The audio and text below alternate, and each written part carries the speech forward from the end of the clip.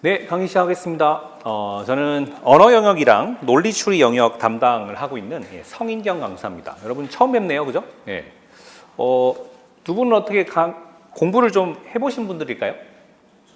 두 분 다 처음이시구나. 네. 그러면 제가 좀 잘 준비를 해온 것 같은데, 일단은 이제 내년에 있을 이제 내년 7월쯤이죠. 네, 7월에 있을 시험을 이제 대비하는 차원에서 10월 달에 시즌을 시작하는 걸로 저희가 좀 결정을 했고, 이 10월 달로 시작을 해가지고 이제 내년 7월까지 또 이 시즌을 끌고 가야 되기 때문에 일단은 여러분들 마침 또 처음이시니까 좀 차분하게 여기 이제 이 교재에 담겨 있는 이야기들을 좀 해보도록 하고, 저는 사실은 이제 NIAT 강의를 시작한 지는 몇 달 되지는 않았습니다. 다만 이제 이 NIAT랑 같은 적성 시험으로 분류되는 PSAT 강의를 제가 10년째 하고 있어요.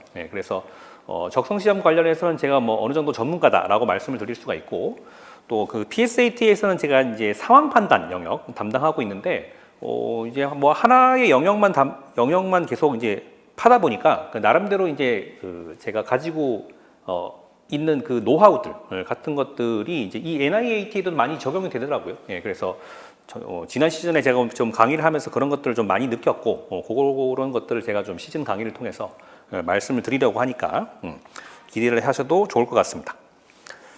그리고 일단은 이제 저랑 그 수리 파트 담당하고 있는 김인기 강사가 이제 제가 그 PSAT 강의할 때 같은 팀으로 저희가 움직이고 있는데, 여기서도 같이 강의를 하고 있고, 그래서 이제 그 강의 일정 짤 때 저희끼리 좀 돌아가면서 순환식으로 좀 하기로 했어요. 그래서 이번 달은 화요일과 금요일에 저희가 이제 네 번씩 돌아가면서 강의를 하고, 그래서 제 강의가 일단은 다음 주 금요일까지 화요일, 금요일 이렇게 이제 네 번씩 하는 걸로 되어 있고, 그 다음에 이제 11월 달 들어가서는 이제 수요일, 목요일로 요일이 바뀌기는 하는데, 그거는 또 따로 공지를 해드릴 테니까 그렇게 일단은 이제 화요일, 금요일로 생각하고 오시면 될 것 같습니다.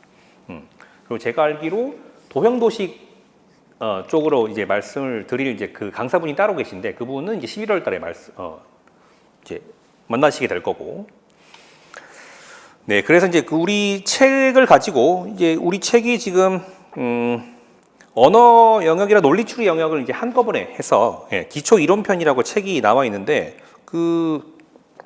이제 이북이라고 해야 되나요? 그걸로 이제 전달이 됐다고 제가 좀 알고 있습니다. 그래서 그거를 가지고 같이 문제도 풀어보고 하면서 좀 진행을 해볼까 하는데, 이게 뭐 책이 앞에 서론 쪽은 페이지가 안 나와 있어가지고 확인이 좀 불가하지만, 여기 이제 이 목차 앞쪽에 보시면 이 NIAT와 관련된 이제 기초적인 이야기가 있습니다. 그러니까 요거를 가지고 잠깐 이야기를 나누고 개관을 한 다음에 본격적으로 시작을 해볼까 싶은데, 여기 이제 NIAT라고 해서 그 국가정보원 혹은 공공정보원에서만 이제 치르는 시험입니다.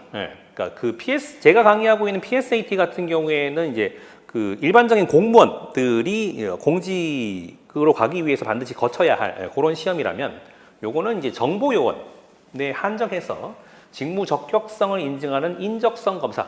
다시 아까도 말씀드렸지만 이제 적성 시험의 일종이고요. 그렇죠. 이 뒤에 이야기가 대단히 중요해요.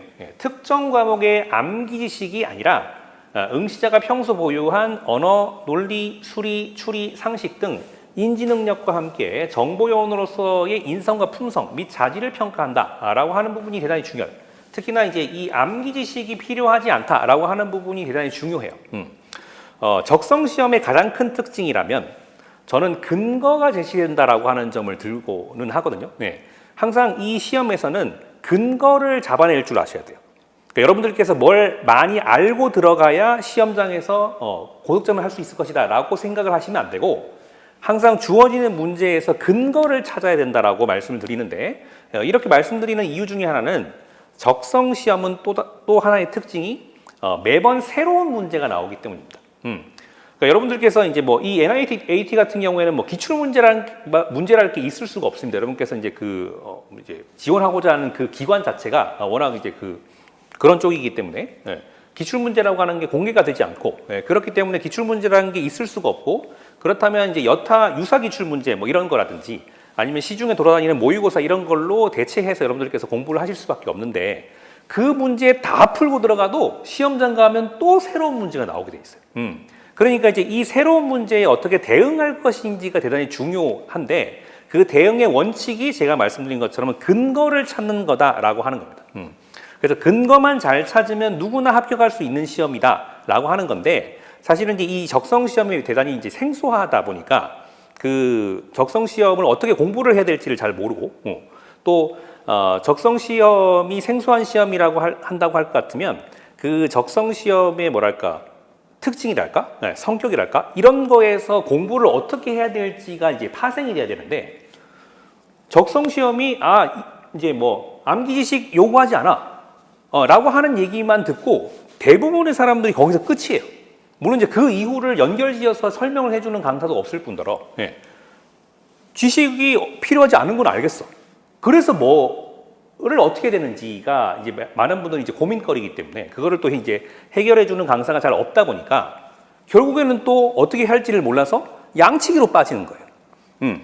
이게 근데 만약에 이제 암기 지식을 요구하는 뭐 예를 들어서 이제 뭐 저는 이제 법과대학 나왔기 때문에 그 법 과목 가지고 이제 설명을 드리자면 뭐 헌법, 행정법 뭐 이런 걸 공부하러 한다 치면 거기에 이제 그 반드시 우리가 알고 시험장에 들어가야 할 내용이 있잖아요.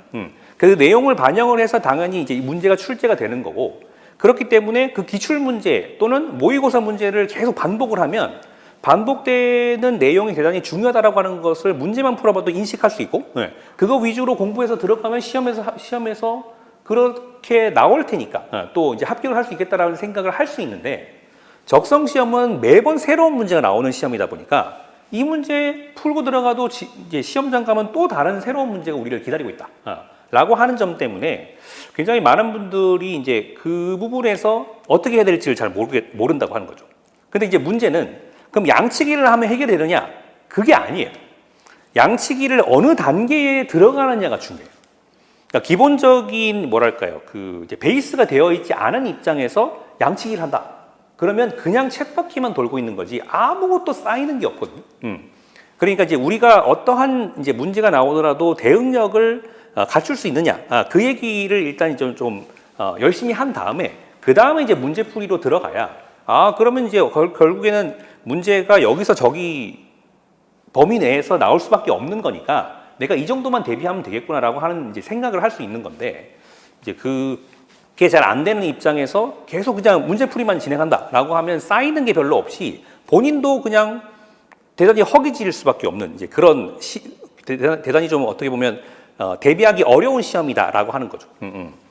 그래서 이제 저도 이제 그 부분을 어떻게 설명할지에 대해서 항상 고민을 하고는 있습니다만 여튼간에 지식이 필요하지 않다. 우리가 유일하게 해야 할 건 시험장에 가서 새로 던져지는 그 문제의 근거를 찾는 거다라고 하는 점만 좀 잘 기억을 해보시면 많은 문제들을 풀어 가시는데 좀 도움을 받으실 수 있지 않을까 그런 생각이 듭니다.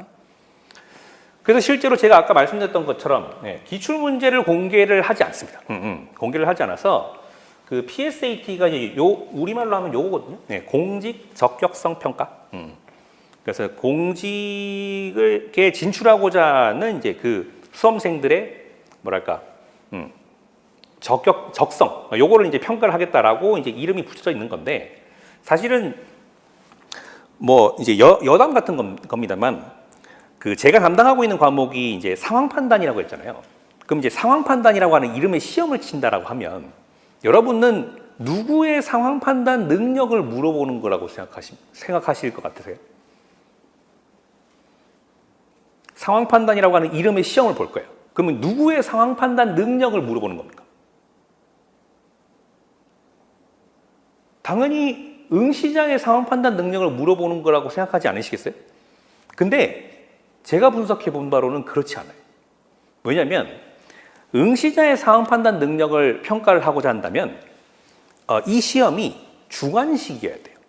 다시 말하면 각자의 뭐 가치관, 신념 뭐 이런 것들을 반영해서 동일한 상황이 주어졌을 때 나는 이렇게 저렇게 행동을 할 거다라고 하는 거를 자기의 논리로 풀어낼 수 있게끔 문제를 내야 되거든요. 근데 이 시험은 객관식이죠. 다시 말하면 답이 정해져 있거든요. 근데 그 답은 당연히 출제자가 정하는 거예요.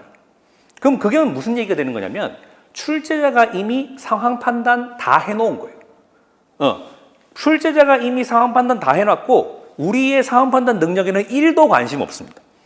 그래서 본인이 상황 판단 다 해놨으니까 본인과 동일한 결론 가지고 와인데 아무 근거도 없이 그렇게 하라고 하면 아무도 할 수가 없을 테니까 동일한 결론을 내게끔 그 근거를 제시를 하는 거죠.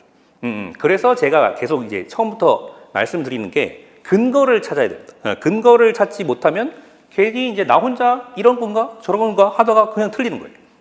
그래서 이 시험도 이제 마찬가지이기 때문에 항상 근거를 찾아야겠다라고 하는 생각 좀 하시면 좋을 것 같다라고 하는 거고, 그 다음에 아이고, 이게 제가 지금 익숙하지가 않아가지고 오늘 좀 많이 버벅거릴 것 같은데 좀 양해를 부탁드리겠습니다. 네, 그래서 이제 그 PSAT에 대한 이야기 잠깐 해봤고, 우리가 이제 공부를 할 건 NIAT니까 NIAT에 대한 이야기를 좀 해보자면 NIAT가 한 6가지 영역으로 아마 구분이 될 겁니다. 그 중에 제가 두 가지 영역을 이제 담당을 하고 있는 건데 하나가 언어, 하나가 논리추리. 이렇게 두 가지. 그래서 이제 그 책이 언어 먼저 나와 있고 논리추리 남아 있고 이렇게 되어 있기 때문에 일단 언어에 대한 얘기 먼저 하고 그 다음에 이제 뭐 공부해 보시면 아시겠지만 논리추리 쪽이 확실히 할 얘기가 많습니다. 네, 그래서 빨리 할 수 있는 이야기 치워버리고 논리추리 쪽으로 좀 집중을 하는 그런 방식으로 좀 진행을 해볼까 하는데, 언어는 뭐 흔히 우리가 수능으로부터 이미 다 겪어왔던 이제 그런 문제입니다. 다만 문학이 없어요. 문학 있으면 되게 재밌는 얘기 많이 할 수 있을 것 같은데 비문학밖에 없고, 문제는 지문이 길다는 거예요. 제가 PSAT 강의할 때도 대단히 강조하는 부분이고 NIAT 시험 보러 갈 때도 아마 그럴 것이다라고 했는데 당연히 그랬을 수밖에 없는 것 중에 하나가 이 시험은 시간이 부족하다는 거예요. 여러분 절대로 그 문제 다 풀려고 하지 마세요. 절대로 다 풀려고 하지 마세요. 다 풀면 오히려 망할 겁니다.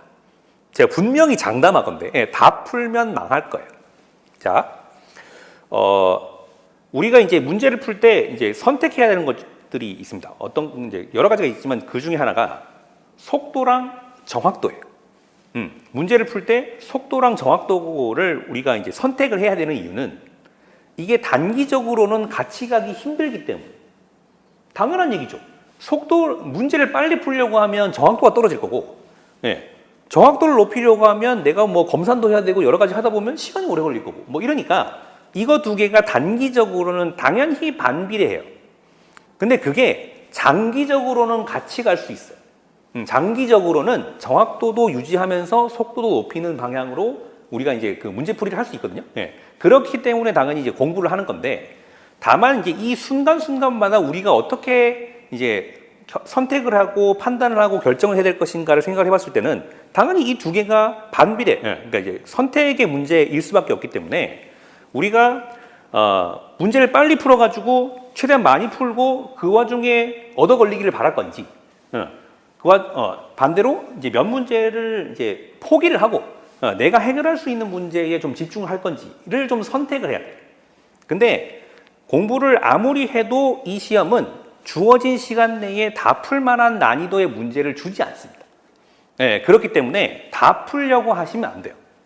혹여나 문제가 좀 쉽게 나오면 다 풀 수도 있을 텐데 그거는 그때 시험장 가서 여러분들의 그 정상적인 풀이 속도를 가져갔음에도 불구하고 다 풀게 되었다라고 하면 난이도가 낮은 거고, 그게 아니라 평소처럼 나왔다면 절대로 다 풀 수 없을 거예요.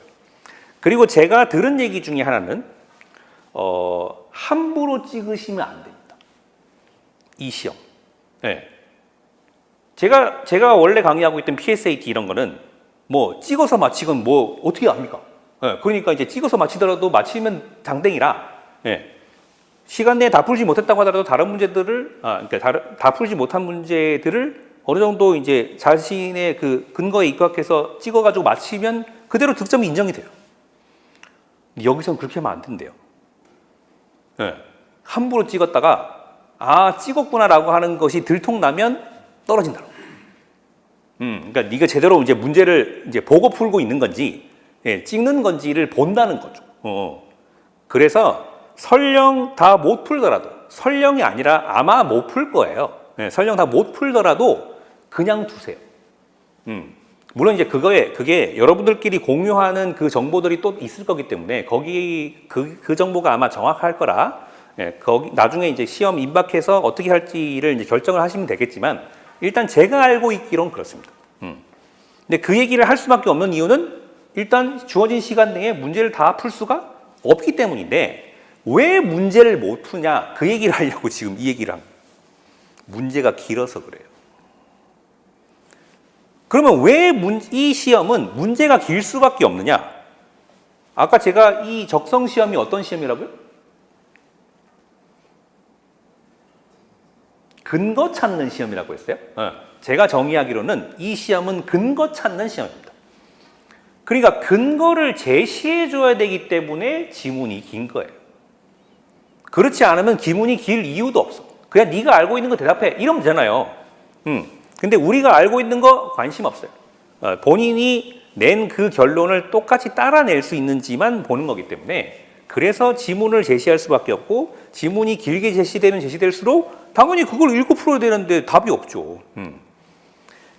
그래서 굉장히 많은 분들이 이런 적성시험 이제 공부를 할 때 주어진 시간이 부족하니까 어떻게 하면 문제를 빨리 풀 것인가에만 집중을 하시는데 그렇게 하다가는 제가 볼 때는 승산이 없습니다. 일단은 정확도가 최우선이에요. 정확도를 떨어뜨리지 않는 선에서 어떤 요령을 피워가지고 좀 빠르게 문제를 풀 것인가를 생각을 해야지 내가 마음을 급하게 먹는다. 그러면 정확도만 떨어뜨릴 뿐입니다. 이거는 확실한 얘기예요. 내가 속도를 높이겠다라고 하면 보통은 사람이 긴장하게 돼 있어요. 시험 점검 얼마나 또 긴장을 하겠어요. 그러면 그냥 정확도만 떨어지지 아무것도 남지 않습니다. 그래서 최대한 정확도, 그러니까 어차피 다 못 풀 거라면 내가 건드린 문제라도 안 틀려야겠죠. 그러니까 정확도가 중요한 거예요. 그래서 정확도를 최우선의 과제로 삼고 그 정확도를 떨어뜨리지 않는 선에서 어떤 요령을 피우면 정답으로 좀 빨리 갈 수 있을 것인지에 대한 이야기를 하는 게 이 공부다라고 보시면 되겠습니다. 네, 그래서 이제 언어 영역에 나오는 지문들이 좀 길 거기 때문에 조금 이제 각오를 하셔야 된다라고 하는 거고 문제 유형에는 여러 가지가 있는데 대표적으로는 문단 배열이 하나가 있고 그 다음에 문단 배열 여기 하나가 없네. 개요 수정이라는 게 있어요. 대단히 중요한 그 뭐랄까 유형 중에 하나인데 개요 수정이라고 하는 게 하나 있고 그 뒤에는 대부분 이제 독해라고 분류되는 이제 그런 문제들의 이제 세부 유형입니다. 그렇게 이제 언어 영역을 설명을 드릴 수가 있겠고, 그러니까 논리 추리는 논리적 사고가 필요합니다. 그야말로 논리적인 사고가 필요한데 상식 수준을 넘어선다라고 얘기를 하니까 좀 그 표현이 그런데 저는 어떻게 설명을 드리냐면 그러니까 우리가 상식 수준을 넘어선다는 게 표현이 좀 그래서 그런데 그냥 우리가 일반적으로 생각할 때 나올 수 있는 결론이 아니어서 그래요. 그러니까 이 결론을 내는 그 툴이 있거든요. 도구가 있어서 그 도구대로 그냥 기계적으로만 하시면 되는 문제인데 이게 그냥 이제 자꾸 뭐랄까 우리가 평소에 어떻게 하는지 뭐 이런 것들을 자꾸 생각을 하다 보니까 이제 그 문장을 이상하게 읽게 돼서 그래서 문제가 생기는 거지 영 우리가 이제 하지 못할 일들은 아닙니다. 그래서 상식 수준을 넘어선다라고 하는 표현에 너무 겁먹지는 않으셨으면 좋겠고 주어진 요건과 사실에서 논리적으로 결론을 도출하며 해결하는 능력이 요구된다 라고 했을 때 제가 볼 때 제일 중요한 건